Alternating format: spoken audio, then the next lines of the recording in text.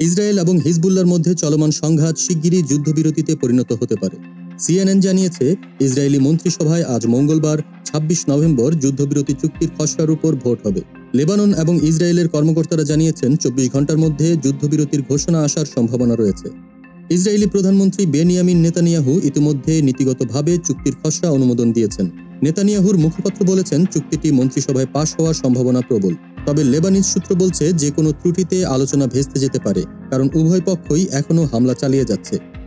Israeli কট্টর ডানপন্থী জাতীয় নিরাপত্তা মন্ত্রী ইতামার বেন গভির এই চুক্তির বিরোধিতা করে একে বড় ভুল আখ্যা দিয়েছেন। তিনি মনে করেন, এখনই হিজবুল্লাহকে নির্মূল করার সঠিক সময়। যুদ্ধবিরতির জন্য যুক্তরাষ্ট্র ৬০ দিনের একটি প্রস্তাব দিয়েছে, যাতে দক্ষিণ লেবানন থেকে ইসরায়েলি বাহিনী প্রত্যাহার এবং ওই এলাকায় হিজবুল্লাহর সক্রিয়তার অবসান অন্তর্ভুক্ত। এই প্রস্তাবের বাস্তবায়ন যুদ্ধবিরতির মাধ্যমে দীর্ঘমেয়াদী শান্তি আনার আশা জাগিয়েছে। যুদ্ধবিরতির আলোচনা ইতিবাচকভাবে এগোলেও পরিস্থিতি এখনও অস্থির। তবে লেবানিজ কর্মকর্তারা আশাবাদী যে শিগগিরই সংঘাতের অবসান ঘটানো সম্ভব হবে। দেশ জগৎ ইন্টারন্যাশনাল ডেস্ক।